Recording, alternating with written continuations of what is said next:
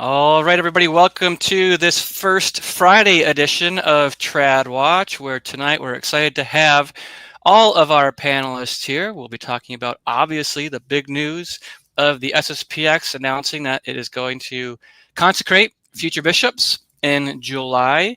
It should be a very exciting and I think really informative and good show, especially with your comments in the chats. I can see everybody's already here, so thanks for being here. If you have any comments, do submit those, and we'll do our best to get those up on the screen and have your questions answered as best we can. So let's just first introduce our guest tonight. It's the first time we've had this five-some on TradWatch before.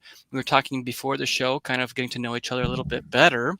Most of you probably know our first guest, Matt Gaspers, host of the Veritatis Vox podcast. He just did a live stream earlier tonight, actually, on the topic of SSPX bishops, formerly of Catholic Family News. Matt, we've known each other since at least 2017, right? That's when I think we first met at that. I think we met in person for the first time at the 2018 CFN conference. Dave was also there, actually, so we go way back. That's right. Yep. Chicago conference. I think that was what it was. Awesome. That's right. And Dave Reilly, everybody knows, host of The Backlash, the internet's most notorious anti-Semite. So we're glad to have him here, where we'll all get canceled and sent to the gulags eventually, but we'll do it together in style. So I promise to be on my best behavior. I don't. And then that brings us to our next guest, Matthew Joseph. Many of you in the comments probably know Matthew from his exhilarating tweet storm this last week on this topic of the SSPX. Matthew, give us a brief rundown as to who you are, why we can't see who you are, and anything else you want to share. Oh, I don't know if I can get into that. I don't know if I can get into blood type, height, weight. Sure. You know, we want to know everything. The whole. I'm Italian. Mm-hmm. Is that enough? I guess so. Okay. So yeah, I mean, I can give a little bit more of an introduction a bit later, but just quickly, I started off in the Novus Ordo, found my way through all of the diocesan Latin Mass groups, made my way to the indult groups, the society itself, of course, which I was bound by Catholic faith to leave, and have been a sedevacantist for several years now. So. I'm looking forward to the discussion, looking forward to talking about all the reasons why I left the SSPX, and I'm ready to go. Well, great. Actually, we were going to talk about basketball tonight, like NBA stuff. So I don't know what you're going to talk about there. But in any case, Sean Johnson, last but not least, Sean just published a book, everybody. I'm going to bring that up on the screen. Kudos to him.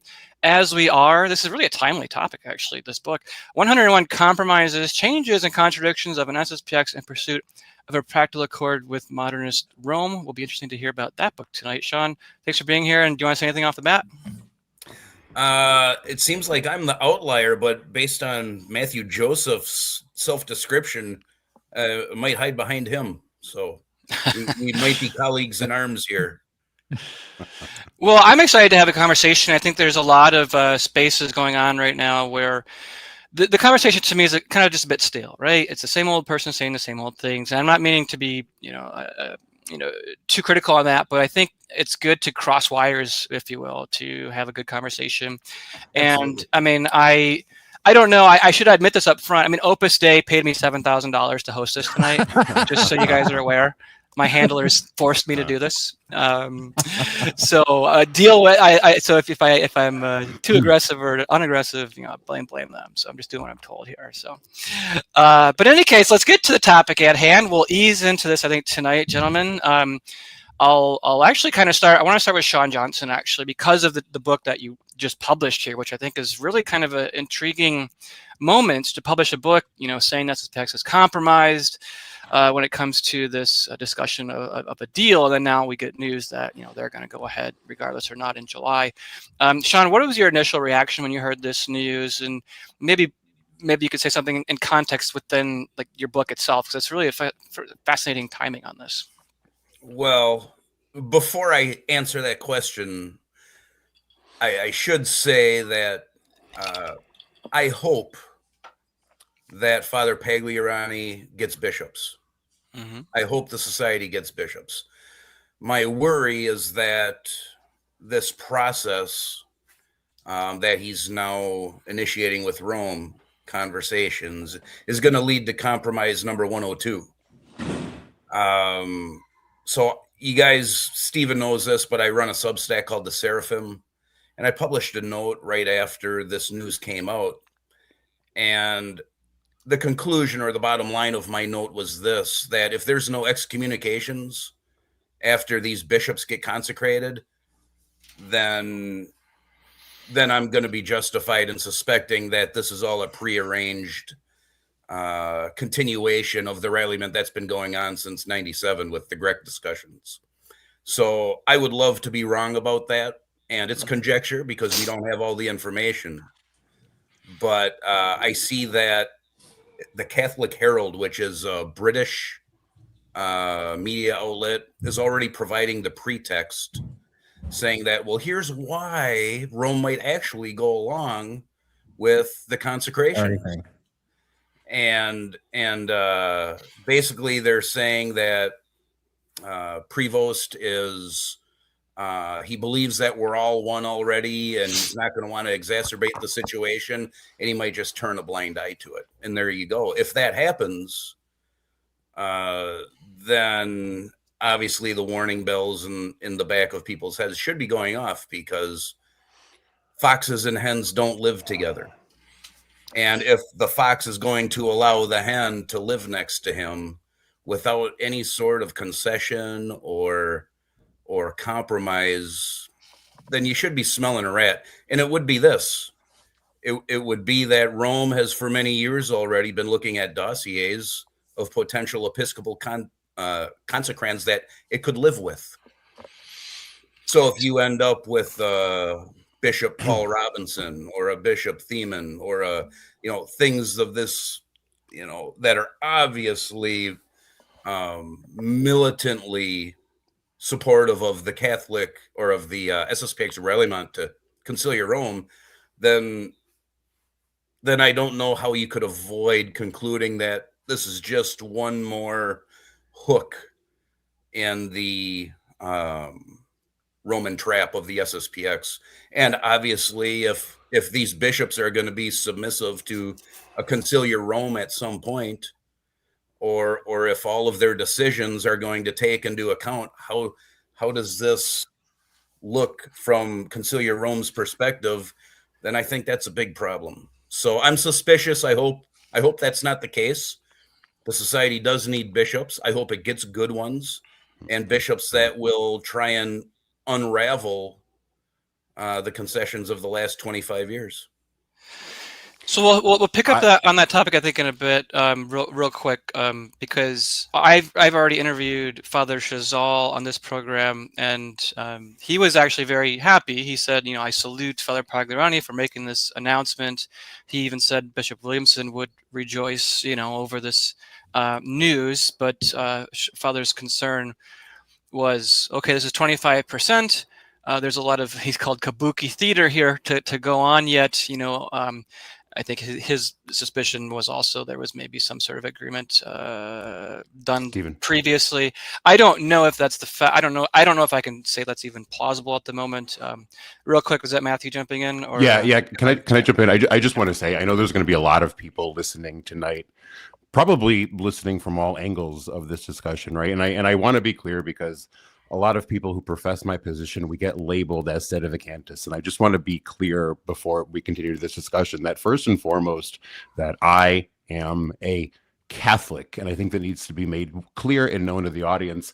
I profess the theological position of sedevacantism. I believe that the Holy Catholic Church has been without a true pope, for those who are listening, since the death of Pope Pius XII on October 9th, 1958. And I come to this conclusion simply because when you apply Catholic teaching to the current situation, which I hope to do tonight, sedevacantism is the only possible conclusion. It is the only position that does not diminish, contradict, mock, or alter our most glorious faith, founded by our blessed Lord and Savior, Jesus Christ, untouched, without wrinkle, who guides his church invisibly from heaven through his vicar, the Supreme Pontiff. So I do want to be clear before we continue. The SSPX is liberal Catholicism. The SSPX has poisoned the Catholic religion. The SSPX has struck at the very heart of the church because it strikes Peter himself. It seeks to make sweet Christ on earth, as St. Catherine of Siena called Pope Gregory XI, a non-factor in the church. This chair, as Pope Ioannine said, can never cease to be what it has been established by our Lord to be, and that is the exact argument that the SSPX tries to make. They believe that their Catholicity must be distinct from the vicar of Christ, and I believe that is a very anti-Catholic position. And I just want to make myself clear on that before we continue tonight. Yeah, there's a lot there for sure. I know we'll be able to dissect more of that with our other guests too. I'd want to just start with initial reactions though. I do think going back to the point that I think it's generally a good thing. I don't know if there's anyone on this panel who would say it's a bad thing that the SSPX is getting more bishops. I mean, I'll turn it over to Matt, Gaspers, and Dave. I mean, what is your initial reactions to this stuff? I think it's obviously a good thing that they've decided this and said we're going to, in principle, right? More bishops for SSPX has been needed for a while, and that's a good thing, is it not? Yeah, I'll start by saying I don't actually attend an SSPX chapel. I have in the past on occasion, but I usually attend a diocesan traditional Latin Mass. But I've been interested in the Society of St. Pius X for a few years now, and especially after learning more about Archbishop Lefebvre and his amazing missionary work in Africa, stuff like that. So as far as my initial reaction to the news, I suppose I was a little surprised that they took this historic, bombshell step. I wasn't expecting it to happen so early into the pontificate of Leo the 14th. Right. That was a little surprising to me, but I was very impressed with Father Pagliarani's interview that was published on the SSPX website I think it was published just yesterday, right? I mean, the interview was conducted on February 2nd, the same day that he made the announcement, but then the interview was published, I think, yesterday on sspx.news, and I enjoyed reading that. And I think he makes it very clear that he does not harbor a schismatic attitude, which I think a lot of people probably assume the SSPX does. So I was very glad to see that. And I mean, Matthew and Sean and Stephen probably have a lot more knowledge of SSPX inside baseball than I do. I'm not sure what exactly you mean when you talk about the concessions of the last 25 years. I have a general idea, I think, of what you're referring to, but not the specifics. But Dave, I'll let you take it from there. Okay. Yeah. I mean, I guess I'm the only person on the panel that I actually go to the SSPX. I attend the church. My kids go to their schools. They saved my life. They saved my, I'm a convert, right? I'm a convert to the faith. And what were you before, Dave? Were you non-practicing or what? I was a communist. I was a leftist. I was liberal. I was, handing out flyers at Occupy Boston back in, 2010, 2011. I was in the music industry, drug addict, the whole thing. I actually just had a podcast come out today. It's on my Twitter profile on the Fundamental Principle podcast, where I kind of go over my conversion story. I spent 2 hours going over it on Millennial earlier this year, so you can find that or DM me, and I'll send you the link to that if anybody's interested in hearing about my conversion story. But with the Novus Ordo Church and with a lot of the stuff that was going on, it's I remember when I was looking towards the faith, I'd found this rosary hanging on a nail by a dumpster, and it dragged me out of the pit of hell on earth. And I remember being like, okay, maybe there is something to this Catholic thing, and going to the closest Catholic church to my house, opening the door, and having not been raised Catholic, having been raised in Protestant churches, opening the door, looking in, and being like, okay, they must be renting this out to a Protestant service this week. I guess I'll try back next week, because I instantly recognized what was going on as Protestant. I'd been to Protestant churches as a kid, and so it seemed very clear to me. And then I was interested in this idea of, well, how does the Catholic Church self-identify? And so that would be through the ecumenical councils. So I read all of the ecumenical councils, and I got to Vatican II, and I realized as I'm reading it, and I've got a copy, right here, with all of my little footnotes and stuff like that. You know, I get to Vatican II and I'm like, this is Protestant. This is like communist. This is not the same voice as all of the other councils that had come before it. Like, you can read from Nicaea to Vatican I, and it sounds like it was written by the same person. You get to Vatican II, and all of a sudden it's totally different. It's not clear. It is very confusing. There's a statement, and then, but sometimes, and then a contradictory statement, all over the place in all of the documents of Vatican II. And so, you know, and I've had this issue as a podcaster where I'll tell people, like, you need to be Catholic, and then they'll call me back and say, oh, well, I went to a Catholic church and they told me that I didn't need to convert, that I'm fine doing what I'm doing. And so where does the SSPX come in? Well, the SSPX comes in that when I needed help and I needed conversion, the SSPX was like, yeah, you're right. You do need to convert. You need to come into the church. And I'm like, okay, cool. And so they brought me in. And so, you know, before that, I kind of owe them my life. I owe them my faith, you know, and I defer, generally speaking, to the priests in the society who helped me and, you know, provided who helped me make my oath of faith, where I had to renounce all my heresies and all of this that brought me into the church. And so the year that I came in was actually 2012. It was the year Pope Francis came in. It was the year that all of these priests started leaving for the resistance and all of this. And so I've kind of sat back and watched.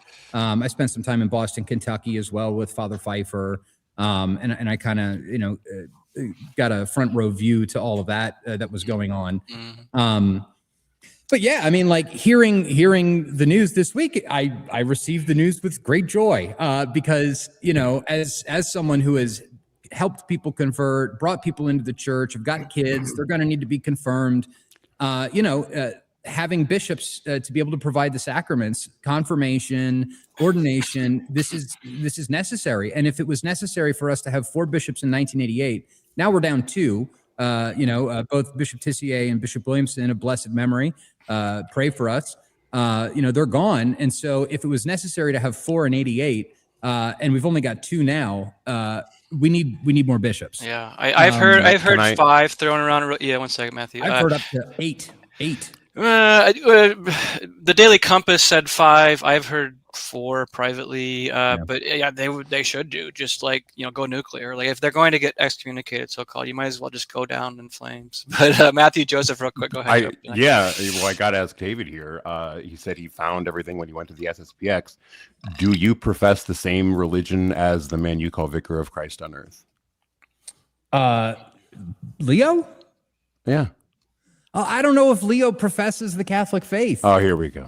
So, well, I'm sorry. It's. I know that it's difficult. I'm just a lay person. I'm a lay person trying to do my best with the tools that I have at hand.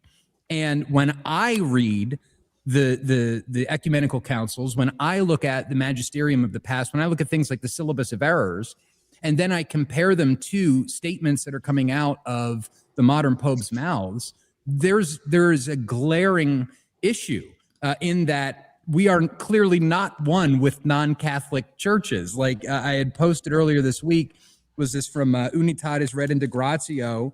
You know, there's this statement that the Spirit of Christ has not refrained from using other, our separated brethren as means of salvation, which derive their efficacy from the very fullness of grace and truth entrusted to the church. Like this all of these paragraphs. What is this? Unitatis Redentor Gratio number 2.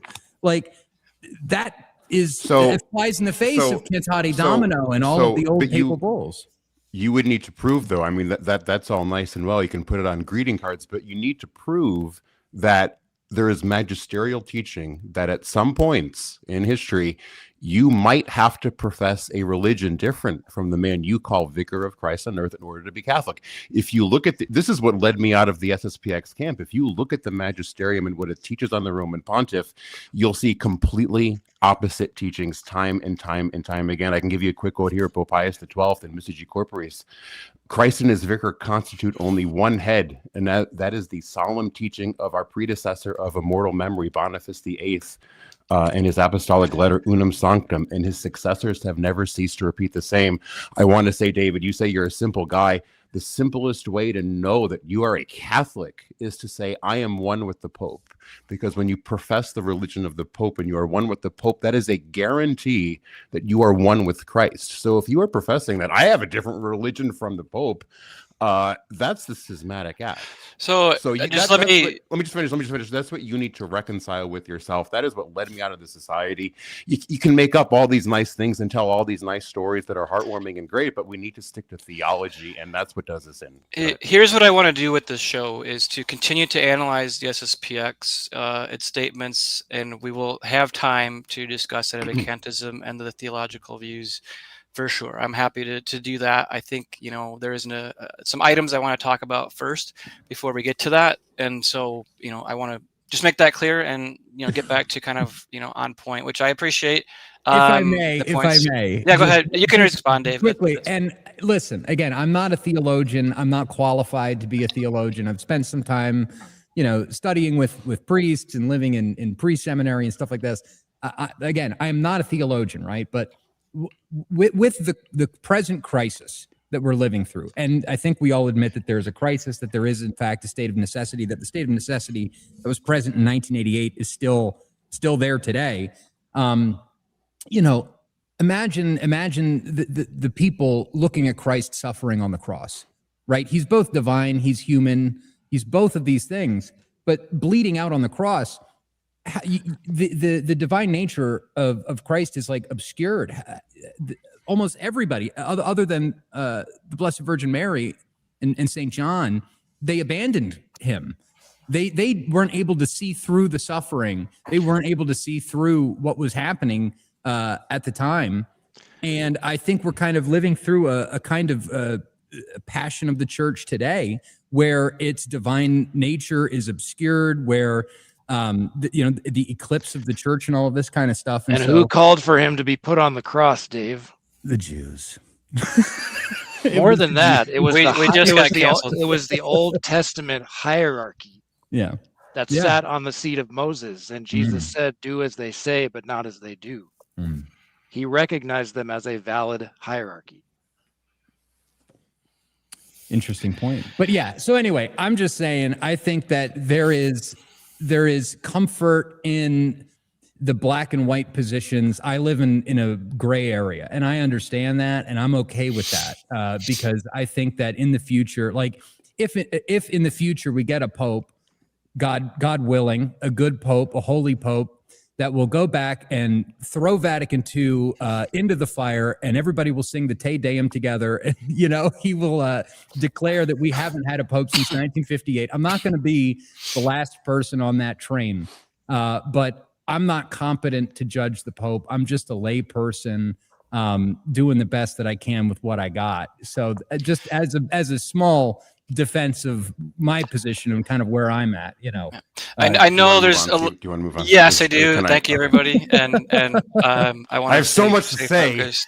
I know, but the topic is not that just yet. So I want to be respectful of people's times and what we agreed to before. So I want to go back to actually the interview that Father Pagarani did and the announcement and how it was actually made, because I think I don't know if I necessarily agree with you, Matt Gaspers, on the way in which this has been rolled out and the way in which the interview is actually conducted, because in the press release, I thought this was just sort of strange wording itself. And maybe I'll get Sean to weigh in here because he hasn't had a chance too much yet. But that said, we respond to the many faithful attached to the tradition of the church, etc. So attached to tradition, to me, that's a sort of like a mainstream, more neo-trad argument. And then this one here in the interview, this is taken from the LifeSite News website, and I was really flummoxed by this. I did not think this was a great statement by Father Pagarani. He said, "I mentioned in our doctrinal divergences, but also our sincere desire to serve the church without respite, for we are servants of the church despite our regular canonical status." And to me, that's not the way the SSPX has historically spoken about itself, to say we're irregular. It always seems to me that it was the Roman authorities the SSPX held as to be irregular. So I kind of want to hear from Sean about this, and then Matt Gaspers, I would like to hear you weigh in as well, because I think this is the way they're framing this is that we have a great pearl in our hands. We want to be a service to the church.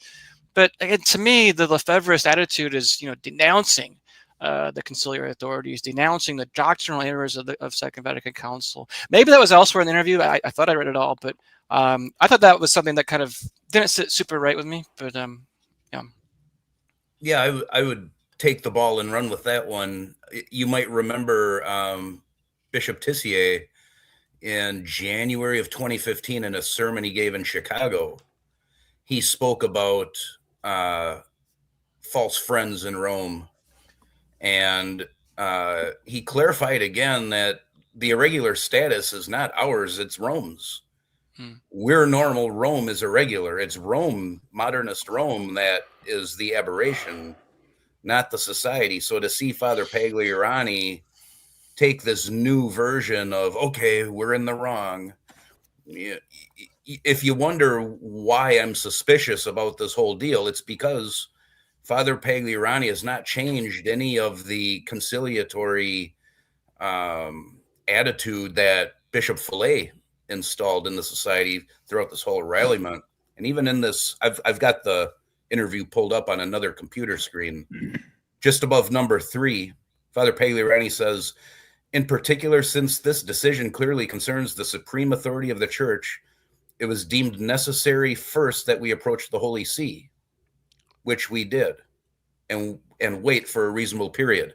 Then they get the response, and now they're negotiating again. But that's not Lefebvre's. That's pre-1988 Lefebvre.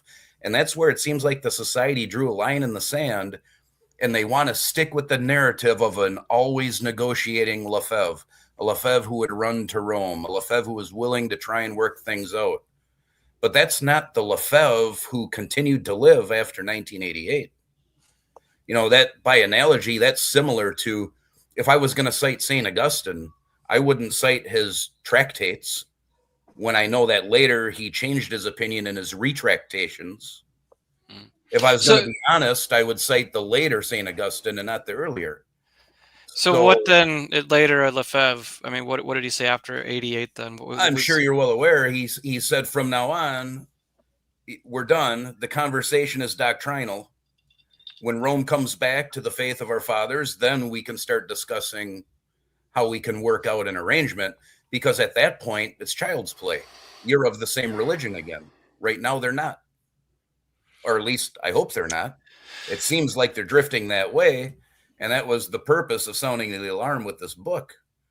But I don't see how Father Pagliarani in this interview can lay claim to following the method, the pathway of Archbishop Lefebvre, and just ignore what that same Archbishop Lefebvre took as his principle of action vis-a-vis Rome for the last 3 years of his life. Matt Gaspers. Yep, you're muted, Matt. Muted. There we go. Thanks. There we go. I was trying to find a quote that I know I've referenced before. Oh, here we go.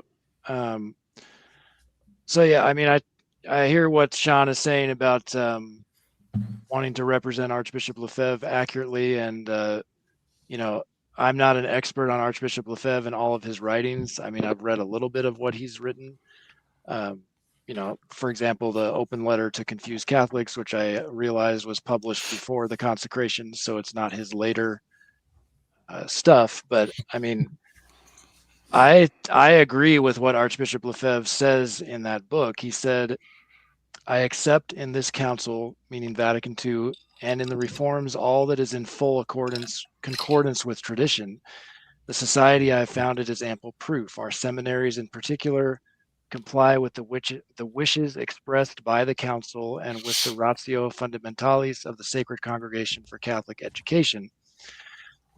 But he also says in that same book, it is impossible to maintain that it is only the later applications of the council that are at fault.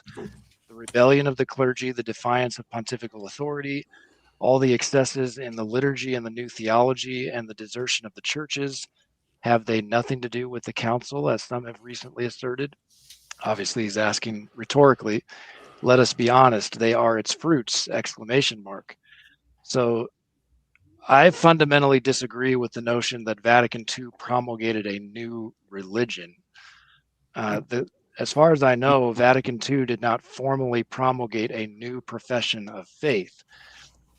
The novelties that are present in some of the conciliar texts were not presented as definitive infallible teachings by the council. That was made clear at the outset of the council when John the 23rd referred to it as primarily pastoral, and also after the council by Paul VI, that the council refrained from exercising infallibility. I forget the exact quote, but he said that after the council.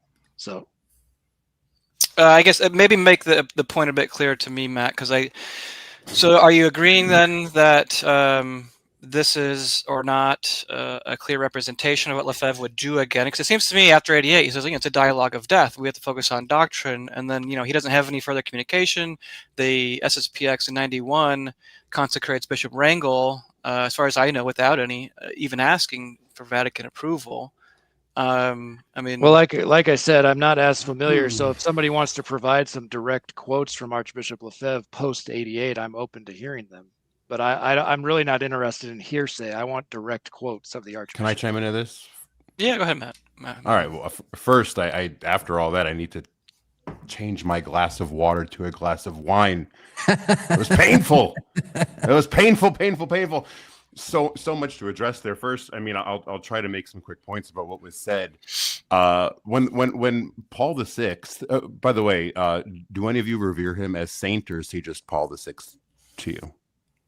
Montini. Anyway, no answer's an answer. All right. Anyway, I want to avoid that one. A little less condescension would be helpful, sir. Well, I'm just curious. I mean, you're very condescending, so you should practice some humility in this discussion. All right. So for Paul VI, when he talked about being pastoral, what that meant was the council didn't define anything by anathemas. It didn't condemn because in the negative, because it would destroy the ecumenical light of it. It taught in a positive way. And Paul VI wrote to Archbishop Lefebvre, and he said, all you people say that Vatican II is not binding. And then he says, and I have the quote here, is this for the Lefebvrists, not the Pope, or not the College of Bishops, not the Ecumenical Council, to decide which one of these innumerable traditions must be considered the norm of faith? I mean, so there are things here that we need to take into account, that just because Vatican II didn't release any anathemas does not mean that it is not a binding council. In fact, we see it. It's the main issue in the church today. I mean, this is what everybody's arguing here. So, and I think somebody said before that we need to wait for this holy pope, as if the divine assistance to the papacy is dependent on whether or not somebody is holy. That again makes the church a human sort of element. And I guess here, and I'll just finish up. Who judges what here? I mean, there's already some dissension as to whether or not who we can call saints or what liturgy we can attend to and whatnot. That is not how Christ set up his church. And we can all have these opinions, which I understand, but we need to provide actual Catholic teaching. Just one quick point before I let somebody else take off. Pope Pius IX taught, that the gift of truth and never failing faith was divinely conferred on Peter and his successors in the see, so they may discharge their exalted office for the salvation of all, and so that the whole flock of Christ might be kept away from the poisonous food of error. That's in Pastor Aeternus. You can guarantee to profess the Catholic faith by clinging to the Roman pontiff. Yeah, so we all understand. So you hold to the opinion of Albert Pigius that it's impossible for a pope to fall into heresy or deviate from the remote rule. We all get that. You don't need to keep pontificating about it. And I mean, there's also this issue of is it Ecclesia Dei Afflicta, where Pope John Paul II, or Wojtyła, whatever you want to say, he says that the church taught new doctrines. And if you look at the declaration from Vatican I, it says that the keys of Peter were not conferred to the Pope to teach new doctrines, but to faithfully expound in the same sense, in the same judgment, that which the church has always held. And so we have like a conflict here, an intractable doctrinal conflict. Let me jump in here real quick. I'm going to bring this up, Tuke. If you I'm going to bring this up, Matt. You don't have to answer this question, but where he's asking if Paul VI is a saint or not. I presume you don't think that he is. Apparently, that's condescending to ask. You could say. I don't think we want to be respectful. Come on, Matt. I find it hard to see how Paul VI would have met the traditional threshold for canonization. Okay. It's possible, only God knows the current state of his soul. Okay. So again, thanks everybody for being here. I know it's not an easy topic to talk about. We're trying to do our best here. I think at the heart of this is what I'm seeing, where this is kind of funneling towards. And it was brought up in a point by Rian at the Radical Fidelity blog, and Archbishop Vigano actually re-quoted it. And I think this kind of encapsulates maybe both sides of what we're hearing. And I'll just read it so everyone has context. Rian, by the way, he's in the middle sort of on this, trying to understand the ecclesiology. I think this hits like the bullseye. The SSPX insists that it is not seeking its own survival, but the good of the universal church. Yet in its attempt to preserve apostolic succession while refusing to draw the necessary conclusions about the nature of authority in the church today, the SSPX perpetuate an unstable ecclesiology, bishops consecrated without a pope, operating indefinitely in a canonical vacuum, professing submission to a hierarchy that condemns their very existence. Now, this is a really interesting point because, Dave, you brought up in your tweet the other day, I don't have it ready to pull up on the screen, but the conciliar authorities, they will say, well, we will be ecumenical to the non-Catholics, to the Anglicans, etc.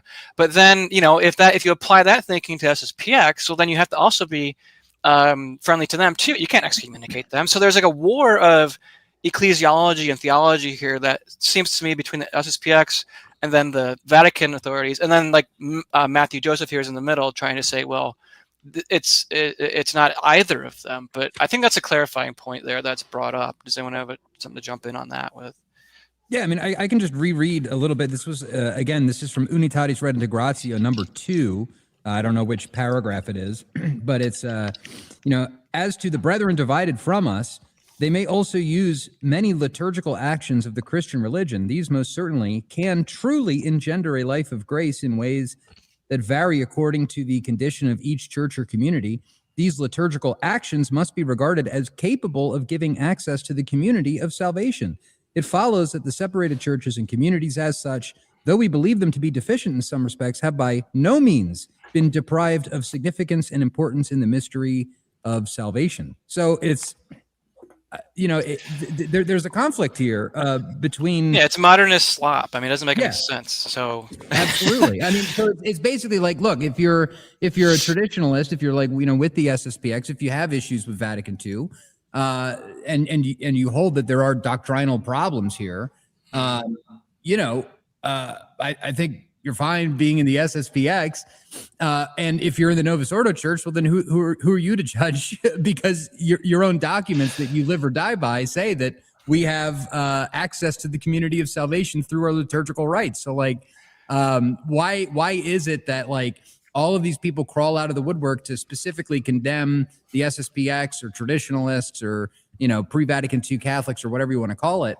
And it's because there are doctrinal issues, and that's why there's a state of necessity in the church, and that's why I think it's a good thing that we're getting more bishops to form good priests who are going to, do their best to teach and pass on the faith to people that want it. So, yeah, there's a couple of things there, especially with, if I don't think it's smart for SSPX to strategically say we want to play by the ecumenical game, right? If you're going to be nice to the Protestants, be nice to us, because Lefebvre always said, look, this is a new church. It's a conciliar church. It's distinct from what's before. He says we should not enter into it. But I mean, so I suppose I'll throw it over to Matthew Joseph first, and then Matt Gaspers, can you weigh in on that? Because I think that's kind of like at the heart of this. Like, I don't think we can, like, what's the Catholic's position? Like, is what we should be doing or trying to figure out, right? That's what.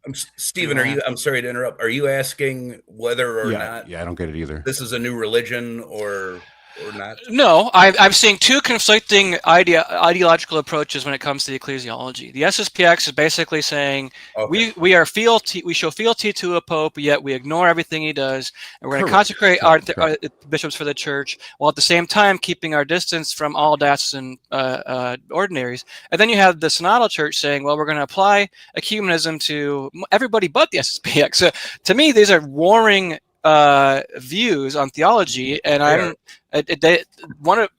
they both wrong? What's the Catholic position on this? That's what I'm asking. I'm sorry, I kind of interjected myself. I think you were deferring to Matthew, but when Matthew and Mr. Gaspers are done, I have a 2 cents to add. It's just. Never mind. I'll get to it later. Well, so for this topic here, I mean, I think again, it's just kind of silly. It's what led me out of the SSPX. Where can you prove magisterially? I'm not talking about some example of something or some opinion you have. Where can you actually prove that you might need to profess a religion different from the man you call vicar of Christ? We want actual documentation, and you know, just Denzinger is clear in all of its quotings of magisterial documents in the past. We know the Pope is the supreme teacher of all Christians. We know that what he teaches is the true Catholic religion. We know that no matter what, the Holy Ghost protects this see. And so for the SSPX to say we're going to do what we want, what do you need a Pope for? You might as well not have one, because the SSPX has placed themselves at the judgment of the Pope. What would Christ say to that? We have to think that, like, if the Pope is going to do something and you say, well, I'm going to resist it, or the Pope says, no, you can't do that, and you say, I'm going to do it anyway, what is this? It's certainly not Catholicism, and it's certainly not Catholicism of the past. It's been condemned by popes. Pope Pius IX again spoke about that, where you can't just decide that your sentence is not valid. That's not how the church works. There's obedience here, and there's just no magisterial support for any of this. You go into the SSPX, you go into their gift shops, and they got a picture of Marcel Lefebvre in there. Who's the leader here? And there's no. I challenge anyone to prove it to me. Where does the church magisterially teach that the promise of Peter can be transferred to some bishop, contrary to the Holy See? So let me just real quick ask Matthew: should the SSPX, what should they do with these consecrations? Should they ask the Vatican? Should they not ask the Vatican? Should they? Well, it's an act of schism if you don't get approval from the Pope. To just, I mean, what I in this instance too. I mean, even if they're not, like obviously Leo's not, as Dave said earlier, he's not Catholic. So yes, I don't like these. Not according to the code of canon law that you recognize. It's not an act of schism. Right. That was only changed in the 1983 code. So what I'm saying is, who do you do? What you just said is that it's an act of schism for them to consecrate without the Pope's approval. That's not what the 1917 code says. But I said, what is John? You obey John Paul II. What does he say? What did he say? What does it say? I mean, is that code of canon law not valid? It's an act of schism. Of course, but it's not according to the code that you recognize.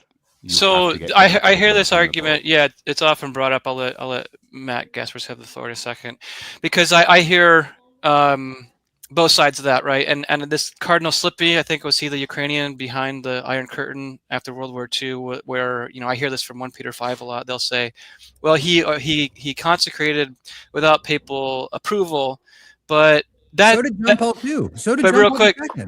Yeah, but that's real quick. Like, that's what Lefebvre did was contrary to. Like, he did not. Like, the Pope told him, don't do that. Like, I don't find that argument to be super strong, because one is like, well, we did it, we didn't even really know, and there's even rumors I heard like that he actually had like an implicit approval, and then Lefebvre's argument for that and historical precedents. You mentioned one of them, but there's better ones.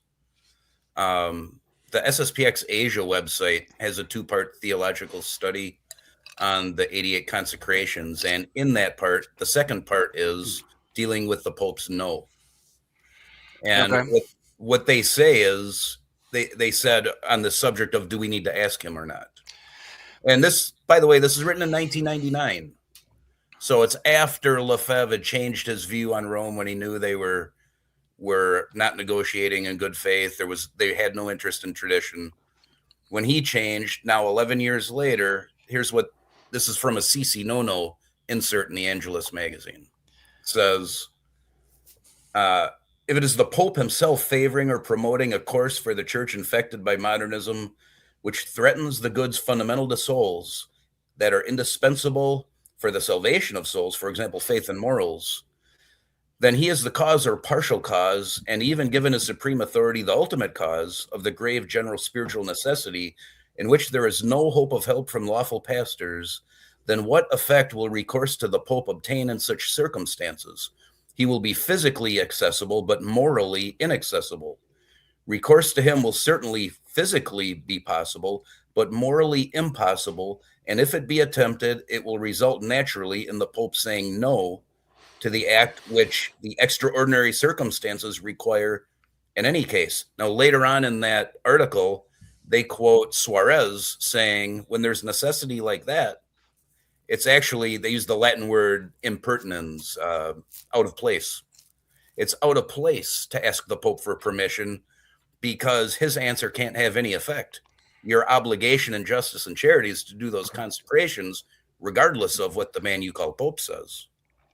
So historical precedence of that, of course, the same article cites St. Eusebius of Samosata during the Arian crisis, not only consecrating bishops without the Pope's approval, but installing them in diocesan sees, which is a step further than Lefebvre ever went, and he's a saint.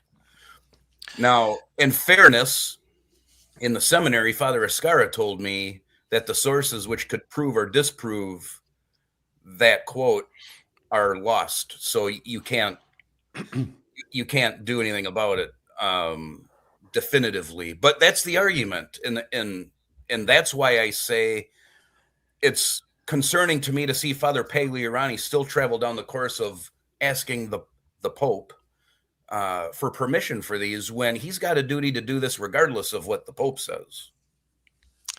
So real quick, we'll bring this up later. Thanks for saying this over, Jeremy. Sean, do you think the Vatican and Rome will come to a deal, or will talks break down, putting more space between the two camps? I suggest we put that for later. I'll come back to it, Sean, because I know Matt has a lot to say. I want to give him quite a few time. You're referring to me? Yes. Okay. Just making sure. I mean, I don't know if I have a whole lot to say as far as the canonical issue. I mean, if we're going with the 1917 code, it's the canon in question is 2370, which says a bishop consecrating another bishop and the assistant bishops, or in the place of bishops, priests, and those who receive consecration without an apostolic mandate against the prescription of Canon 953 are by the law suspended until the apostolic see dispenses them. The whole notion that this was an automatically an excommunicable offense was not introduced until 1951 in reference to the truly schismatic, Chinese Catholic Patriotic Association. But traditionally, as far as I can see from the Pio Benedictine Code, it was not considered an excommunicable offense. It was not considered an act of schism. It was an act of disobedience. There is a difference. I mean, if every act of disobedience was schismatic, that's absurd. If we're going to go, if I could just ask, so are you appealing to an older code because you don't like what the current code is? I'm just asking. No. That's all I'm asking. No. The 1983 code actually comes to the aid of the society, as I'm sure all of you already know. Canon 1323 in the 83 code says, no one is liable to a penalty who, when violating a law or precept, and then the fourth one down on the list, who acted under the compulsion of grave fear, even if only relative, or by reason of necessity or grave inconvenience, unless, however, the act is intrinsically evil or tends to be harmful to souls. I don't think any of us would say that the consecration of a bishop is intrinsically evil. The man you call Vicar of Christ says there's no need of necessity here, though, and that's the heart of the issue. It's not like there's some extreme emergency where people are dying out through some plague. It's that there are 5,400 Novus Ordo bishops. What does the SSPX need four for, or five more for? To do what? There's a lot there but just to stick on the necessity subject of the bishops. I know that Mario Dirksen from Novus Ordo Watch, I saw him in a recent podcast where he had picked up a 1948 manual from Father Zal, S-Z-A-L, and he read the 4 criteria for schism, which, if you read them in a vacuum, the SSPX is totally nailed. But because that book was in 1948 and the author's discussing normal times, he's not discussing a state of worldwide necessity where there's no hope of help from the lawful pastors, if they are lawful, and who are threatened in faith and morals worldwide. So the context changes it, because St. Thomas Aquinas says that necessity carries within itself its own dispensation. In other words, if there's a man dying in my back seat, I'm not going to stop for the stop sign. I have no obligation to do that. And if a judge said, no, I'm giving you a ticket for running that stop sign, whatever, it's unjust. But same thing by analogy with these consecrations. If there's an obligation and the normal canon laws, the normal law of the church is suspended, then those who have the obligation are dispensed, obviously, they would sin conversely against charity and justice by not taking action. So I see both sides of the issue.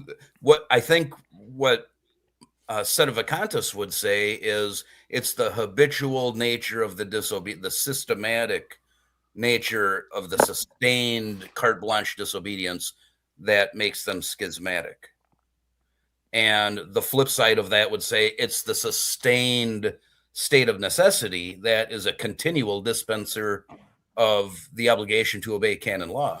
But they'd have to. So for my part, even though I'm no longer in the recognize and resist camp, my jury's still out on that schism issue, that ecclesiology. I have different issues for doubting or rejecting the recent popes, but my jury's still out on that particular argument. Stephen, can I chime in? Yeah.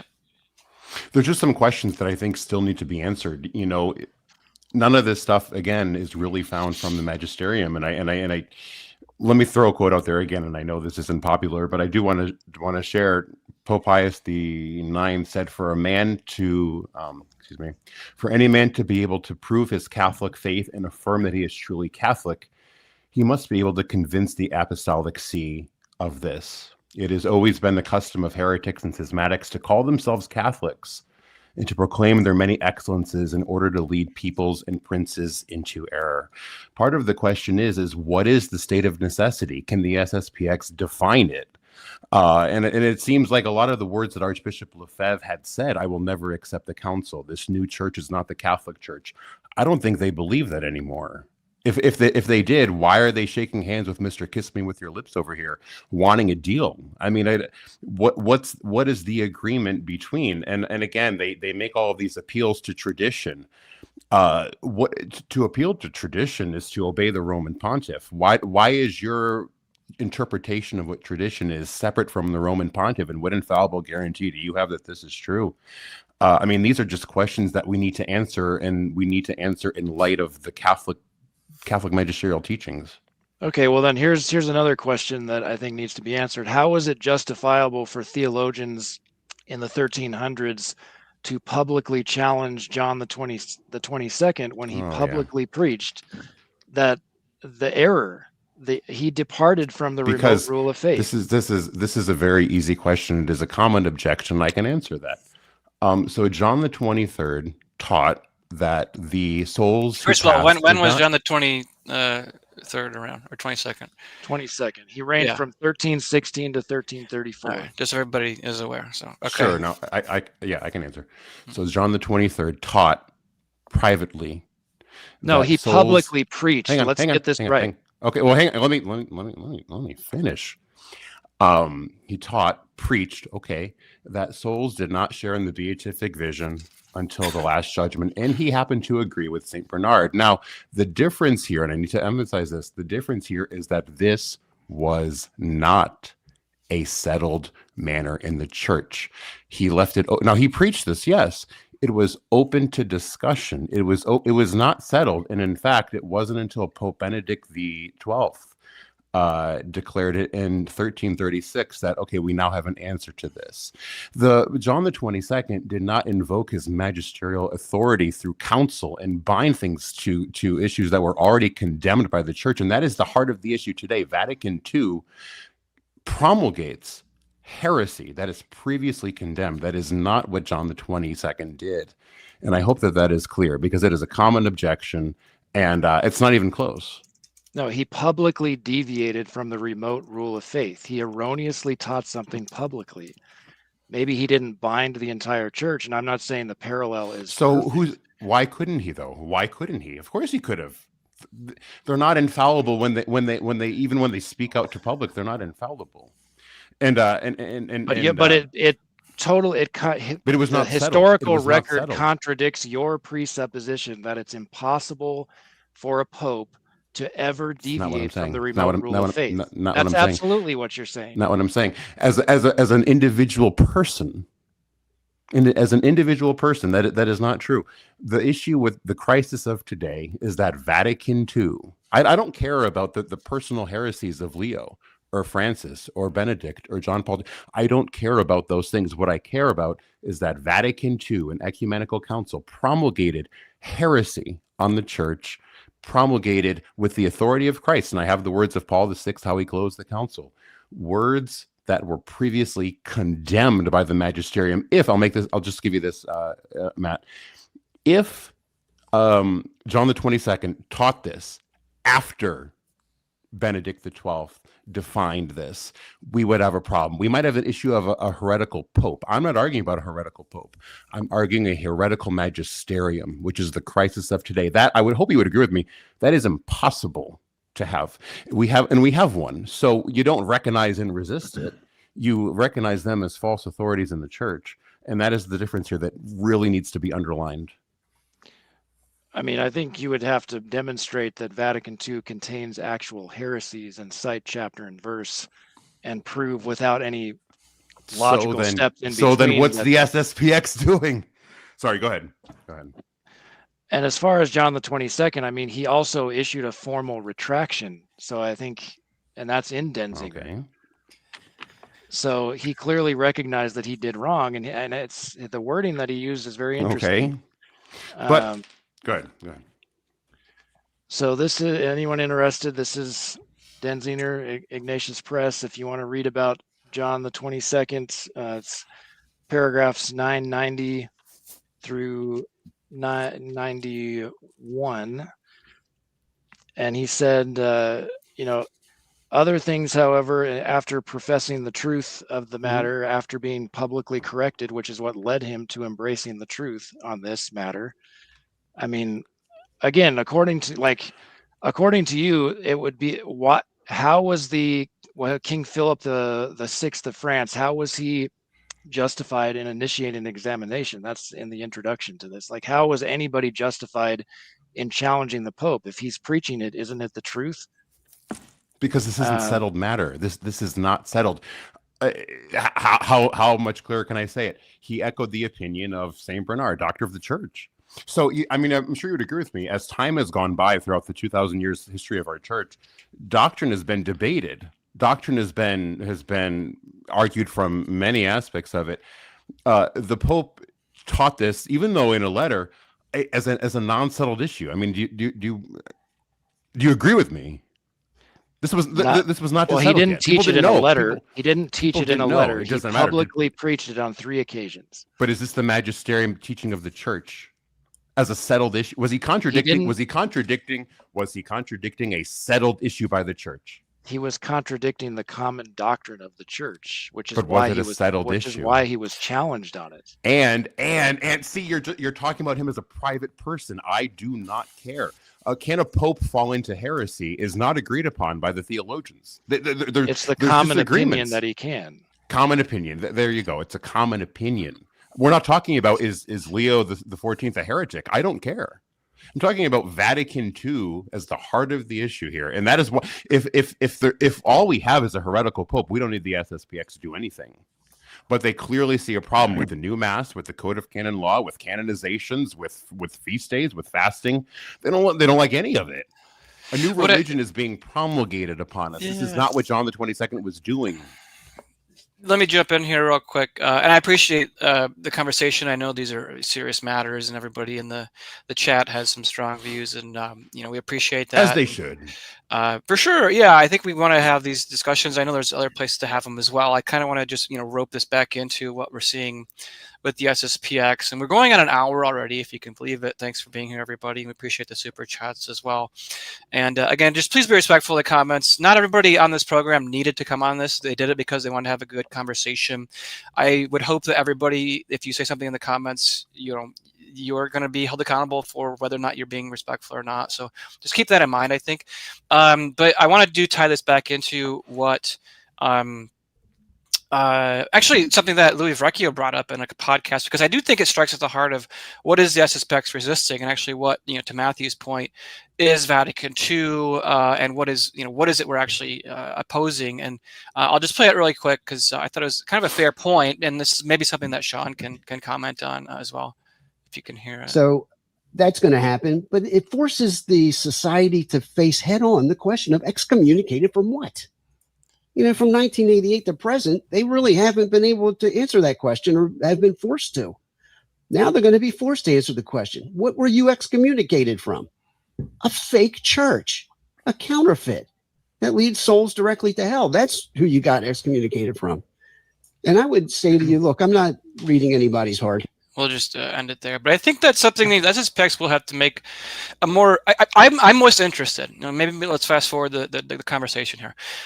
In what might happen if there is an excommunication. Maybe there's no deal struck with Fernandez. What would their sermon be? What would the sermon be that presumably Bishop Fillet would give at the consecrations be? Would it, we are just here to present and preserve the traditional faith? Would it be a bit stronger against, this what Lefebvre's called this conciliar church? I guess maybe we'll just kind of pick up there. Maybe Sean can weigh in because he's, probably of that orientation. And then Dave, you've been kind of quiet. I know it's been theological, but I'll have you jump in too in a second. Dave's always looking good. So, well, just to clarify, I no longer consider myself in the recognize and resist camp. I'm about 90% sedevacantists. I leave a sprinkling of salt. Not 91%, or just not just 90. Yeah. In other words, it's very probable in my mind, but aware that I've been wrong in the past and I can be wrong again. I'm not dogmatic about it. Maybe in 20 minutes, I'm going to hear an argument that I've never heard before, and it's going to change my understanding. But that said, if there is an excommunication, that's the best thing that we in the SSPX could hope for, because it would go some little distance in unwinding the quid pro quo negotiations, concessions, compromises that the SSPX in Rome have worked out, which has really diluted the SSPX message, definitely since 2012, probably since 2009, when the Angelus Press announced a new editorial policy saying we're going to be less combative, more positive. The rallyment process started in 97 already. The pilgrimage to Rome in 2000 was kind of their telegraph to Cardinal Hoyos that we're ready to do something. And because it came at the conclusion of 3 years of Grec meetings, looking for a practical accord to a doctrinal problem. And in such measure as they could extricate themselves from Roman clutches, that benefits everybody. So obviously, if there's an excommunication, it throws a monkey wrench in the dilution. Are people going to leave? They got a bunch of people in the COVID years.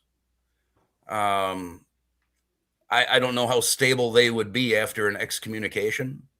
There was I think, Stephen, you read a letter, open letter of Father Fleischmann to the priests of Campos. Yeah, the Baruch community. And he talked about same thing as as Father Dom Gerard and all the rest of them that, well, if we had a deal, it would open the apostolate to a greater number of souls and more people would find tradition and so on. And Lefebvre's response to that was maybe, and like Fleischmann said, but the people who come, they won't be coming for reasons of faith.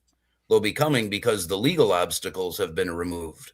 So they'll be very sympathetic, but they won't possess the quality of faith that leads one to martyrdom. Those were his words. And I think he's right about that. So that could be some reason. I don't know if Father Pagliarani is taking that into account, and that's why he's trying to talk with. Well, I think let's clarify that point too, because I think, from what I've read for the last year, there were discussions, and it actually involved Cardinal Koch of the Christian Unity, which is a complete misnomer, dicastery. Yeah. And then it also involved Fernandez. And then now it's only being reported that, Leo is deputizing Fernandez to talk with Pagliarani. So it's not like he has a choice in the matter. Like, that's the guy the Romans have appointed. And it's kind of curious that they make it about doctrine, which of course it always has been. I guess before moving on real quick, Sean, do you think this actually, like, if they go through with everything, and all the arguments that I'm hearing from the SSPX are the same ones that Bishop Williamson said, was like, okay, like, there's a state of necessity. SSPX seems to be going soft. We're making deals with the marriage agreements and the confession jurisdiction and punishing the hardliner priests. Do you think this justifies then the resistance, as Father Chazal told me the other day? He's like, oh yeah, I think it does. So this would be just one of, in my opinion, one of many. I mean, it makes their argument, I guess, is what I'm saying. So, like, if they're going to consecrate, then they can't be out here condemning Williamson for what he did, is what I guess I'm asking. And of course, you're aware that they did. So so the big thing in 2015 when Bishop Williamson consecrated Bishop Fora was in this article that Fillet had published by Father Linné called Striking Contrasts. He said Lefebvre did everything he could do. He exhausted all his options in Rome before finally moving on to doing this when he had no choice. And Bishop Williamson, on the other hand, never even appealed to modernist Rome. So how can he say he's following in the footsteps of Lefebvre? Well, as we talked about earlier, Lefebvre changed his position by 88 once he realized that Rome was negotiating in bad faith, more or less waiting for him to die. And if you want a precedent, the SSPX consecrated Bishop Licinio Rangel in Campos in 1991, and there's no evidence they ever sought Rome's approval. I've got David Allen White's book, The Mouth of the Lion, which is a biography of De Castro Meyer, and I've got the Lefebvre bio by Tissier de Mallory, who is the primary consecrator of Licinio Rangel. And there's no mention. Both of those books recount the 1991 consecration.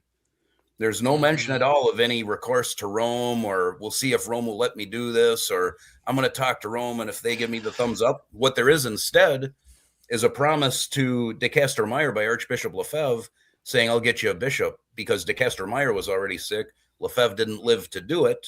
It was done by Tissier a few years later, but this is, again, part of the inconsistency that makes, I guess, resistors suspicious about what's going on here between Rome and formerly Fillet, now Bishop Father Pagliarani, about this joining this conciliar church that Lefebvre said.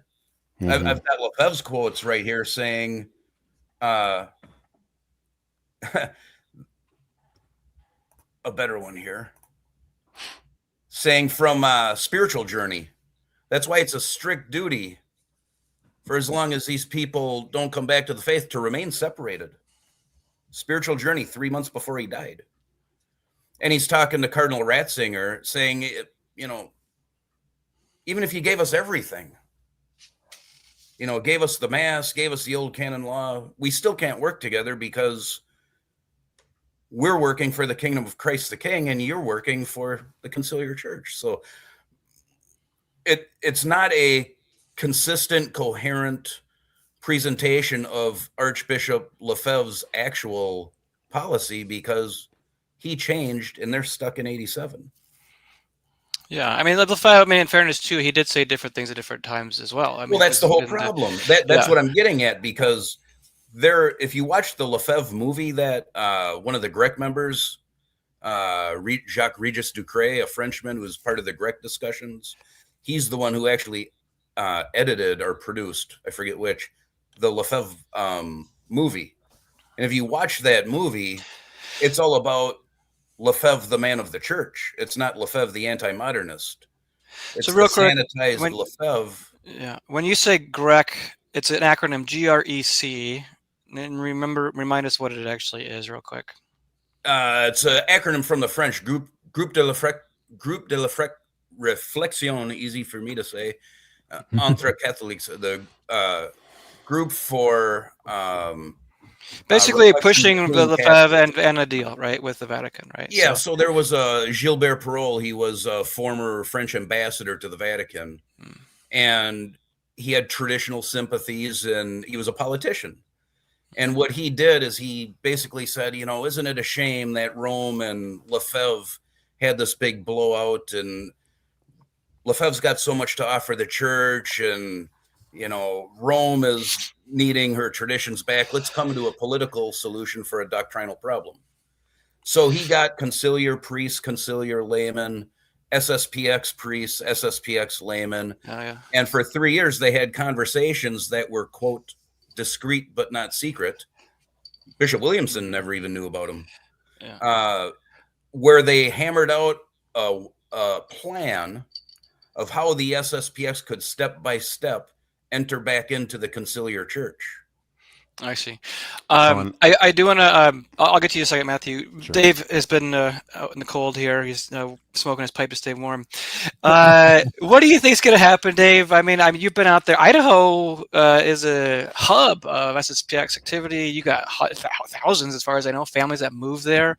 What would you see if, you know, the worst case scenario, so-called excommunications come down? But are people going to leave? What's your maybe somewhat general prediction on where things are going? Well, yeah, we're in a really interesting spot here in North Idaho because, you know, we've got, you know, the whole spectrum, right? Like we've got Dominican nuns, Carmelite nuns, Benedictine nuns. We've got CMRI, Mount St. Michael, the SSPX, the FSSP. We've got a very traditional trad heaven out there. We've got a very conservative Novus Ordo over in Coeur d'Alene, but then there's also like and I wouldn't even say they're liberal; they're straight up heretical. I've been, you know, watching some of Father Len's OCIA classes, and like there was one time he did 3 heresies within 3 minutes, and it's like, come on, man.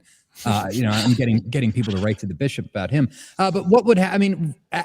Where we're at right now is the church has grown. At least the SSPX church up here has grown significantly since COVID. We were the only ones that didn't close down.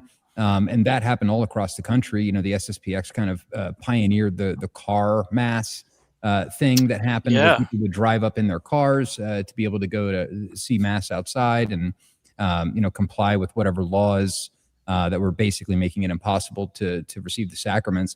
But so there's been a large influx of people, and there is, you know, a lot of communion, whatever you want to call it, fraternal association between Sedevacantists and SSPX and FSSP and the Novus Ordos. Like, you know, we all get together, we smoke pipes together. And so I don't think that we would see people leave the SSPX if there was an excommunication. Maybe less people would be, you know, coming over from the fraternity, because right now, I mean, our bishop up here, Bishop Christensen, is trying to choke out tradition. I mean, he in the entire time that I've been up here, 6 years, he hasn't, to my knowledge, once come up to North Idaho for an apostolic visit. He's down in Boise. He is completely preoccupied with priests that are like raping 17-year-olds. He's not doing confirmations. All of the confirmations at the Fraternity of St. Peter are being done by the priests. And there's also a very limited amount of confession at the fraternity chapel. So there's a lot of people from the fraternity that come because we have confession every single day.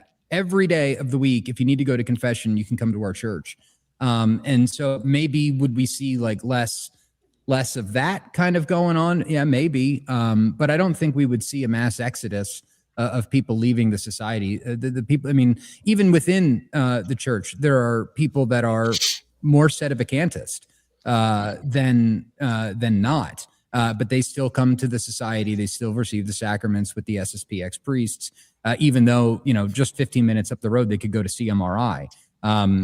And I think a lot of that also has to do with the parish life at the church. I mean, we've got Legion of Mary, we've got the Holy Name Society.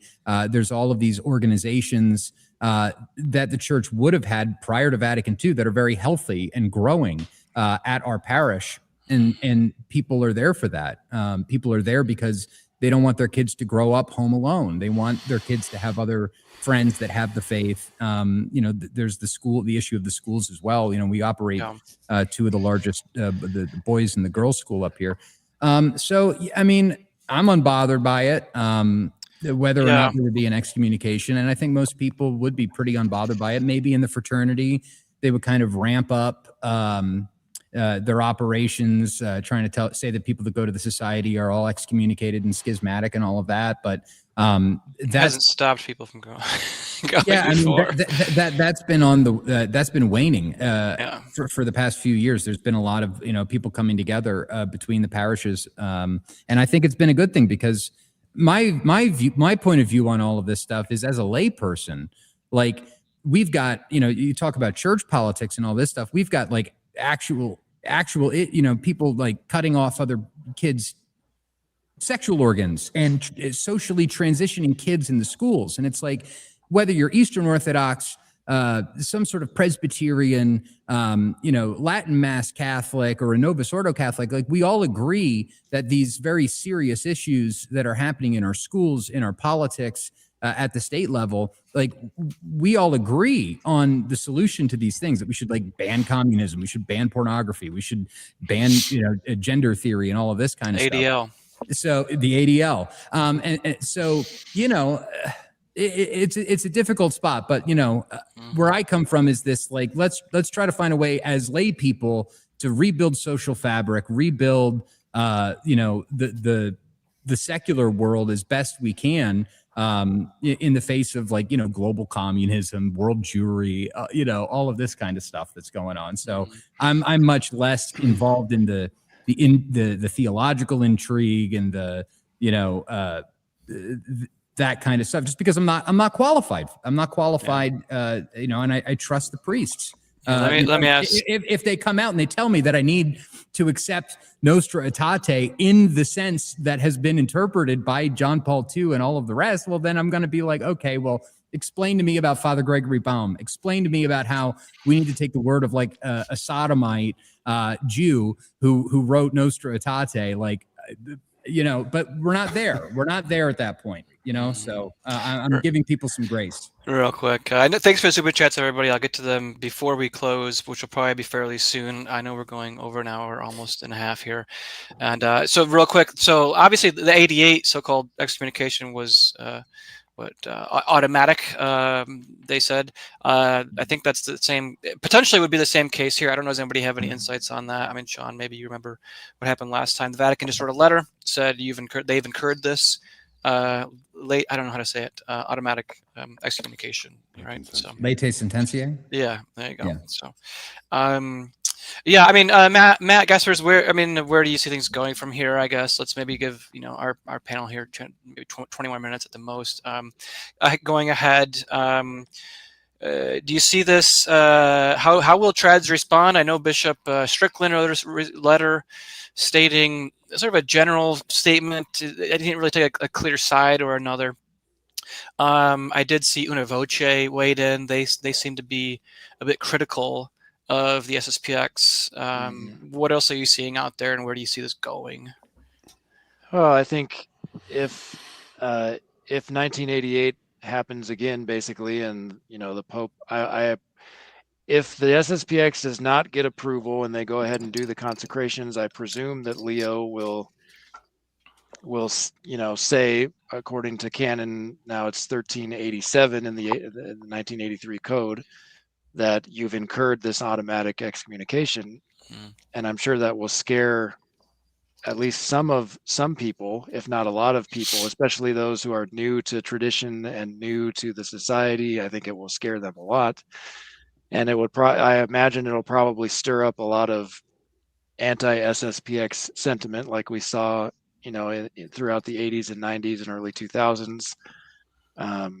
And people like Dr. Joseph Shaw from the Latin Mass Society of England and Wales and Una Voce, I don't have their statement pulled up, but I talked about it earlier today. Basically, they're saying we agree with the society's efforts to make the traditional Latin Mass more available. We don't agree with their, approach to the crisis and all its details, something to that effect. Basically, they think that the society shouldn't be pursuing this. So I think it'll be interesting to see if Rome continues to crack down on the traditional Latin Mass. I think it's very interesting that the consecrations are going to happen, according to Father Pagliarani, on July 1st. Well, the next consistory, as I understand it, in Rome is scheduled for sometime in June, I believe this is the case. And Cardinal Roche's letter that he circulated last month's consistory about the liturgy is probably going to be on the docket, I would think. So if Rome continues to crack down on the traditional Latin Mass, even for those approved groups, then maybe that will help them to see that, the society isn't so bad after all. I don't know. It'll be interesting to see how all of it plays out. Mm-hmm. Matthew, I know you've been waiting quietly. Thank you. Yeah, absolutely. A question. I guess actually, let me say one thing, and then I'll pose a quick question. Again, I think an example that we've had here is a lot of talk about tradition and all of that, but no real appeal to magisterial support. And I feel like I've said that throughout the night, but where is this support for the position that you might have to at some times resist the Pope coming from the Pope himself? We have nothing but different answers on this, and maybe Sean can chime in just a minute, but I know that Pope Pius IX, again, I mentioned him a lot, but in Quartus Supra, he had said here, let me just pull it up really quick. I'll bring it up. I think I might have that actually. Okay, well, he said, I was following you earlier today. I was like, whoever the Roman pontiff judges. Here's a different one. Whoever the Roman pontiff judges to be a schismatic for not expressly admitting and reverencing his power must stop calling himself a Catholic. They argue that the sentence of schism and excommunication pronounced against them was unjust and consequently void of strength and influence. They have also claimed that they are unable to accept these sentences because the faithful might desert to the heretics of this administration. These are novel arguments, the pontiff says, who are wholly unheard of by the ancient fathers, for the whole church throughout the world knows that the see of the blessed apostle Peter has the right of loosing again what any pontiffs have bound, and this see possesses the right of judging the whole church, and no one may judge its judgments. So ultimately, we have to ask the question. I'm curious if Sean could chime in here really quickly, because it does seem like he's done a lot of reading, a lot of research, and a lot of things through his journey. I'm sure you could back me up here that everything that the popes have said on these issues echo or are similar to what I just read Pope Pius IX saying there. You will never find a pope speaking contrary to that. Anything you'd like to say to that? As with my thoughts on Mario Dirksen's take, yes, I agree with what you're saying, but what's schismatic also has to account for a state of necessity. The state of necessity, grave spiritual general necessity, does actually have objective criteria. So when Lefebvre made the necessity argument, Rome didn't contradict him at the level of doctrine. They just replied with an argument of fact. There is no necessity, because they knew they couldn't win the doctrinal argument. The problem with the doctrinal argument is, again, all of those manuals, they all consider what happens in ordinary time. They don't put a footnote at the end of every paragraph they're writing saying, unless there's worldwide grave spiritual necessity. But if you look at, sorry, go ahead. if you open up, I guess, look at Prumer, the Dominican Prumer, the moralist. If you open up his manual on moral theology, he lays out the criteria for necessity. So it's either spiritual or it's physical. It's either public or it's individual. It is affecting grave. If it's spiritual, it's affecting grave matter, so faith or morals.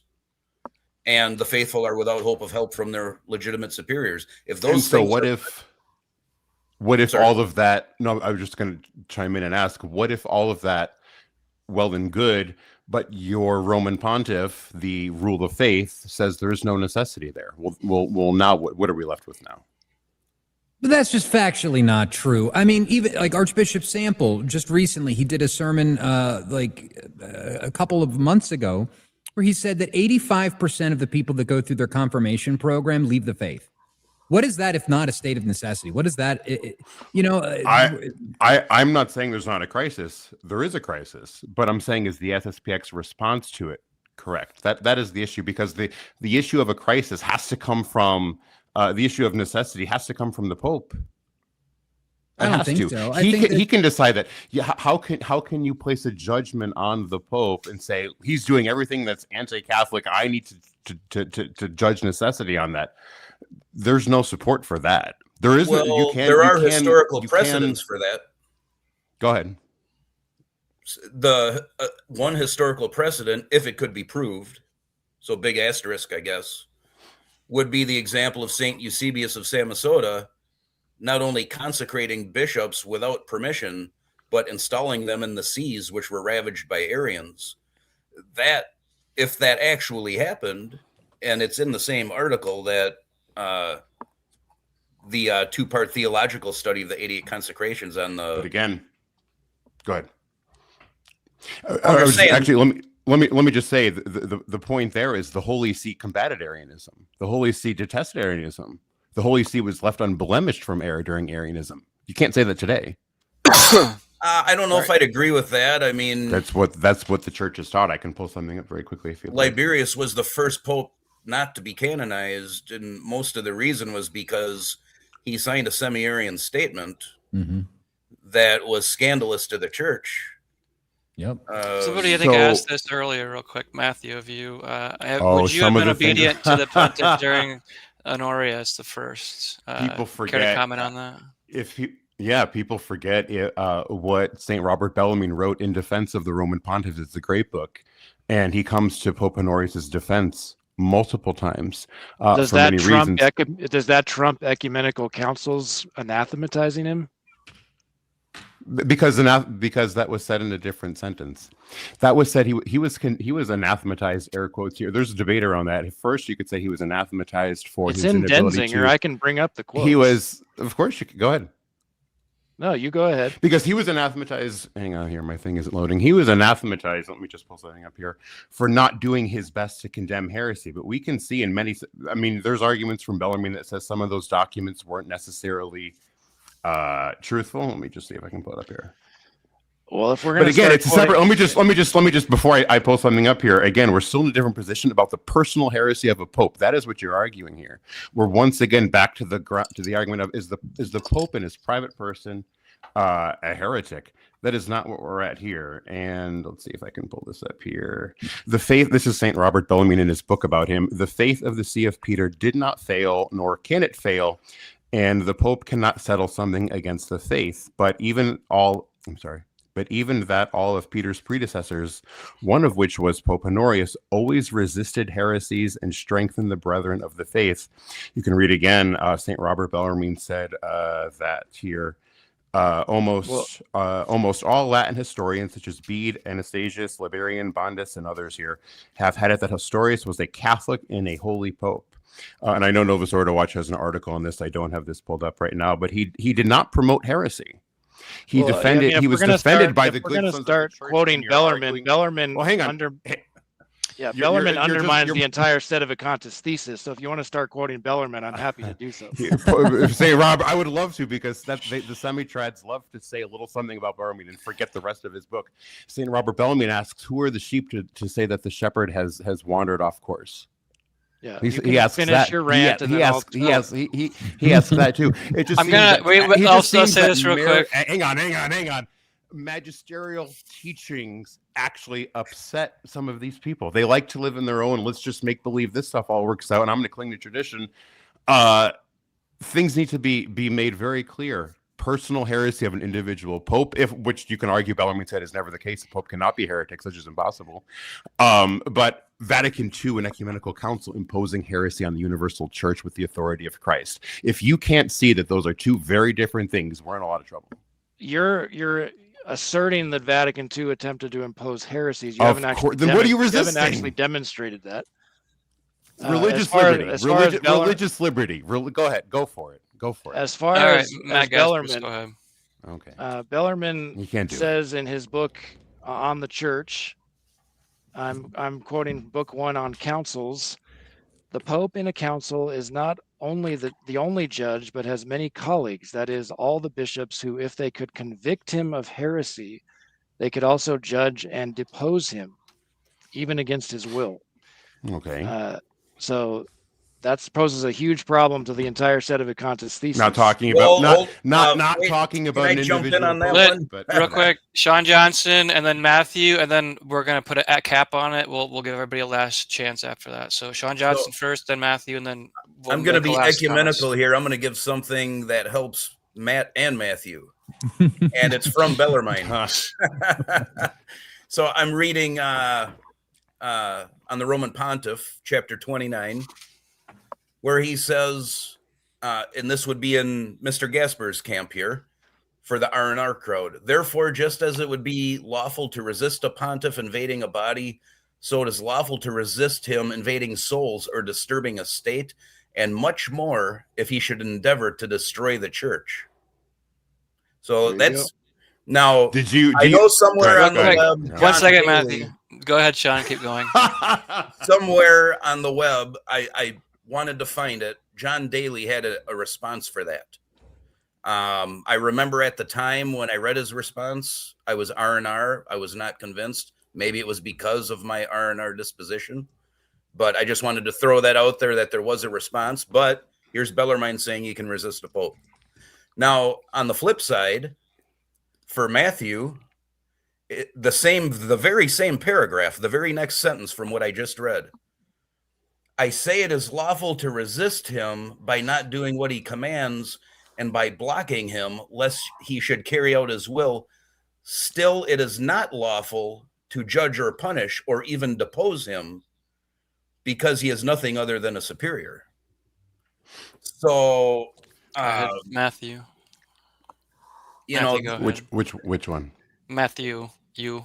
Me. Yes. So again, we're caught in the same position here. Father Cicada has an article about this.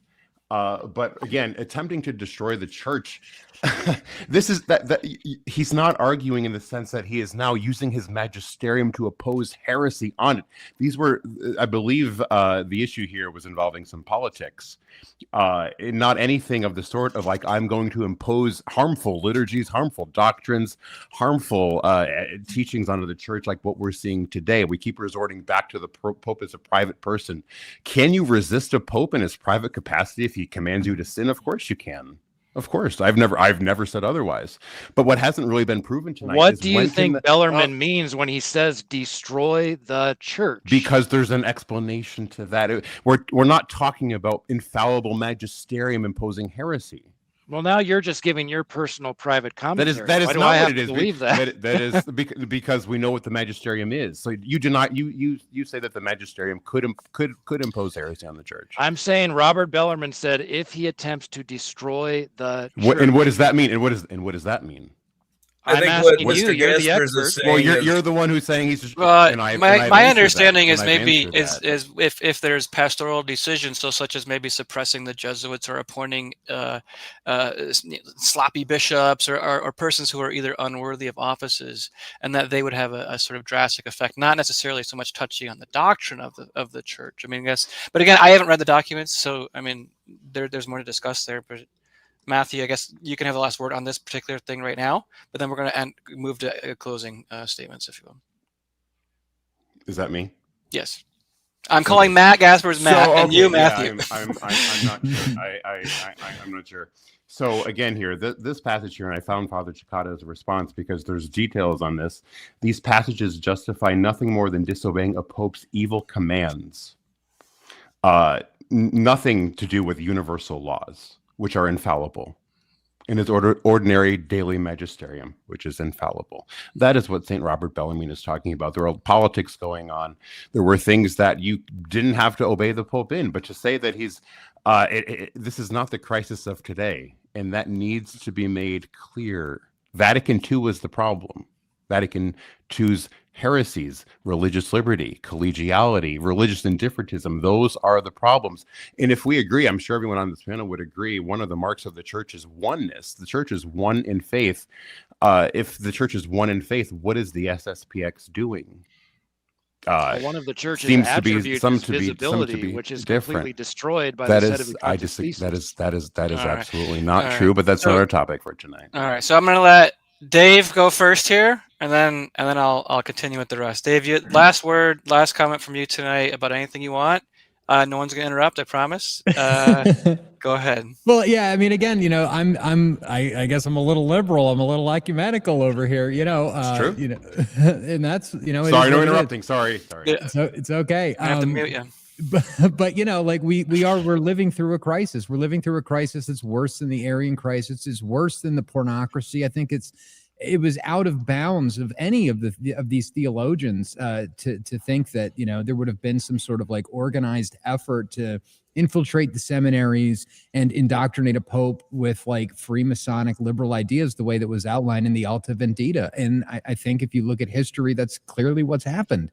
And with that, you know, we do have a state of necessity. And, you know, I think it's a good thing to be able to provide bishops, to provide the sacraments to people like me who, like, I just want to be Catholic and I want to do the best that I can in the world that I was born into. And so for that, I applaud the SSPX's decision to consecrate bishop.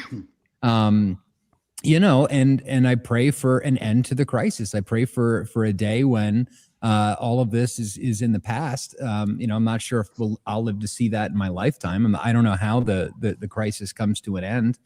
But you know, I think it's good. I think it's exciting.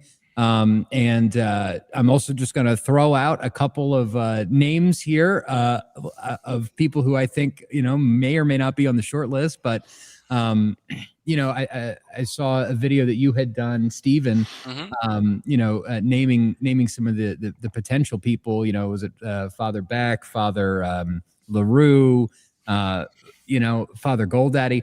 I don't know, man. I think they're a little old. I think that we're going to see young. Well, I thought they were going to do like 10, so maybe you could throw an older one in there. But well, yeah. Anyway, yeah. I think there could be. I think we might see 2 for America, 1 for Canada, 2 for Europe, 1 for Asia. You know, maybe 1 for Australia. So, I mean, I think we're going to see a few of them. And on my short list, the ones that I'm kind of looking out for are Father Rutledge, Father Boyle. Yes. I think both of them are very strong contenders. They're young, they're energetic, they're strong in the faith. And, you know, Father Rutledge has been doing a fantastic job building up St. Mary's. And, you know, maybe it's possible that Father Goldaddy, as rector of the seminary, might get the nod for that. God knows, but definitely an American, I predict, because they've spent so much money on everything here. The seminaries, and I think so. And you know, we also I mean, I know everybody's talking about St. Mary's, and I still have yet to get down there to see the church, but we just kicked off our own project here in North Idaho. It is the most ambitious project in SSPX history. It's a $60 million facility that we're looking to build here in North Idaho. Brand new church, new school, library, rectory, the whole 9 yards. And it is the largest, most ambitious building project that the SSPX has taken on. So it'll be very interesting to see what happens. But I've got kids; they need to get confirmed, and we're like 2 plane crashes away from not being able to have that happen. So I'm very happy. Here's Dave's Twitter handle up here. So thanks, Dave. Appreciate you coming on and of course. I wish I could argue a little bit more theology, but I don't spend. I spend most of my time like dissecting like Jewish power, like Peter Thiel. What's going on in Israel? What's happening with the stuff going on with Christian Zionism and its battle, against non-Zionist Christians and stuff like that. That's like definitely more my realm of expertise as opposed to like quoting canon law and any of that. But yeah, my program, I got to plug my program, The Backlash. We're on Mondays and Wednesdays, thebacklash.net, and Stephen Cox, is going to be our guest this coming Monday. So it'll be very good to dig into the history of the crisis of the church. And 2 p.m. I think, right? Yeah, 2 p.m. Eastern. Yep.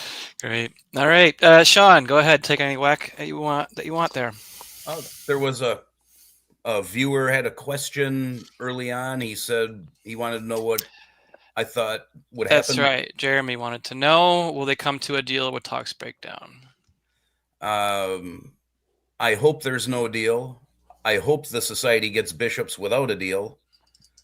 If there is a deal, it's a problem. And I think what will happen is I don't think 30 years of Reilly quid pro quo negotiations and concessions is all to be lost. I anticipate, I suspect, I think this is all pre-planned. I hope to be wrong about that. I'm certainly not stating that as a fact, but that's how they've operated in the past. They come to an arrangement and then they each announce. Rome makes an announcement for the Romans. Society makes an announcement for the SSPX, and they march to the next step. And I would guess that's what's going to happen. There will be no excommunications, and the resistance will have another feather in their hat. And I'm not resistance. All right. Thanks, Sean. And be sure to check his book out if you're interested tonight. If I can bring that up on the screen real quick here. As We Are. This is Sean's work probably over a decade here, collecting a lot of articles from priests who left the SSPX. You can go to his Substack as well. Sean, what's the Substack called again? I'll bring it The Seraphim. Seraphim. Great. I'll put that in the links for everybody. Matthew Joseph first, and then we'll give Matt Gaspers the last word. Sure. The church is founded on Peter. Christ established that as such, so that there will always be a proximate rule of faith, and we will always have the guarantee that the divine foundation of the Pope and the papacy will always be with us to guide the church. In Vatican I, we know this to be true. Pope Pius the IX said, "The gift of truth and never failing faith was divinely conferred on Peter and his successors in this see, so that it might discharge their exalted office for the salvation of all, and so that the whole flock of Christ might be kept away by them from the poisonous food of error, and be nourished by the substance of heavenly doctrine. Thus the tendency to schism is removed, and the whole church is preserved in unity and resting on its foundation, and here it can stand firm against the gates of hell." This is Vatican I. The question is, does Leo XIV, does Francis, do they help keep the flock away from the poisonous food of error, as promised to the successors of Peter, divinely conferred on them, a gift of never failing faith guaranteed to them? Or, as the SSPX says, do we need to pray for the Pope's conversion? All right, thanks, Matthew. Here's Matthew's channel here. Somehow you got 22,000 followers, Matthew. I mean, that's pretty impressive since 2009. I think you're definitely beating me. So keep something up there. Very good. Matt Gaspers. Look at David's followers. Yeah, Dave's got a bunch. Go ahead, Matt. His are all paid. No, come on. No way. David, I like you. I like you too. I may have everything against you, but you're a king. See, but this is what I'm talking about. Like, I feel like we need to be able to come together, because if we're warring with and there is a war, there's a crisis going on, but at some point, like, we need to put down the sword and like find a way to like build something for the future. Because if we all just like, sit around in a Polish firing squad, a circular firing squad, and we all start picking one another off, the only people that are going to be left are going to be the libtards. It's going to be the Zionist Protestants, and we're going to live in hell. And I like don't want that to happen. Anyway. Dave's middle name is John Paul, actually. So anyway, okay. I promise Matt the last word. Go ahead, Matt. I guess for me, the irony of sedevacantism is that it makes the Pope the be all and end all, almost like a god, like an idol on earth. And yet we have no way of ever getting a valid Pope again, basically. I mean, there is no valid hierarchy. There hasn't been since 1958. There is no more visible church, according to sedevacantism, by necessity. So that's kind of the irony of it all for me. I think Dave brought up the perfect analogy, the passion of the church at the very beginning. And as I mentioned, it was the valid hierarchy of the Old Testament that was the instrumental cause of our Lord's passion. So I'll just throw that out there. I think I'll close by quoting the words of Father Pagliarani in his interview. He was asked, what will the society do if the Holy See decides to condemn it? He says, first of all, let us recall that in such circumstances, any canonical penalties would have no real effect. I assume he's alluding to Canon 1323.4 that I quoted earlier. He goes on to say, nevertheless, should they be pronounced, the society would certainly accept this new suffering without bitterness, as it has accepted past sufferings, and would certainly offer it for the good of the church. It is for the church that the society works. And there is no doubt that should such a situation arise, it could only be temporary, for the church is divine and our Lord will not abandon her. The society will continue to work to the best of its ability to be faithful to Catholic tradition and to humbly serve the church by responding to the needs of souls. It will also continue to pray with filial devotion for the Pope, as it has always done, while awaiting the day when it may be freed from any unjust sanctions, as was the case in 2009.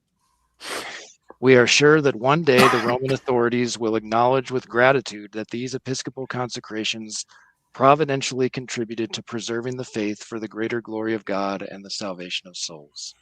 End quote. All right. Go to the Veritatis Vox program.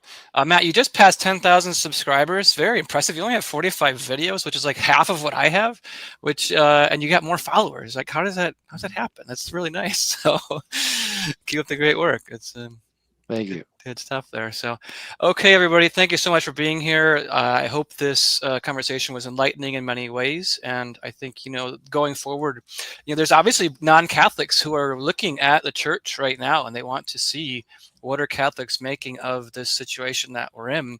And I do think, obviously, the way we engage with one another, as well as towards non-Catholics, is very much a sort of preaching of the gospel, at least indirectly, of our faith. So I think just going forward, I appreciative of every person who came on this program. They didn't have to. And I think everybody put forward their views. And this just gets to the point that we are in a unique situation in church history. And, that is something we need to keep in mind and pray for, obviously, because there's so much intellectualizing we can do about things. And there is this iniquity, this mystery of iniquity, that really, it seems, almost God can kind of only solve the situation. So we're just lay people. I don't think anyone who watched this show or participated in it thinks that what we said tonight is going to solve the crisis. But I think we all hope that our words have some effect on the larger situation in the church and to better it. So I think, hopefully going forward, we can continue to have these conversations. And I thank you, gentlemen, for coming on this show and being part of this program, which I hope to have more conversations in the future. I know it's not easy. And we appreciate everybody in the comment section too. Again, just be mindful. It's definitely easy to fall into a lack of charity when we don't engage with persons. And so, but we're going to be held accountable for that. And I just hope for more of these conversations. I appreciate it. And pray for priests, because we need more priests ultimately at the end of the day. Like, these conversations are not going to ultimately solve the solution. It's priests who are... On that note, Stephen, could I read one thing real before we close? Because Father Pagliarani touched on that, and he's put it very, very well, I thought, in his interview. He says, find this quote. Here we go. Under the question, well, I won't read all the questions. He says, the sanctification of a soul certainly depends upon an authentic profession of faith, but this must lead to a devout Christian life.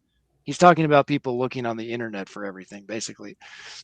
He says, on Sundays, souls do not need to consult the internet. They need a priest who hears their confessions and instructs them, who celebrates the holy sacrifice of the Mass for them, who truly sanctifies them and leads them to God. Souls need priests. To have priests, bishops are required, not influencers.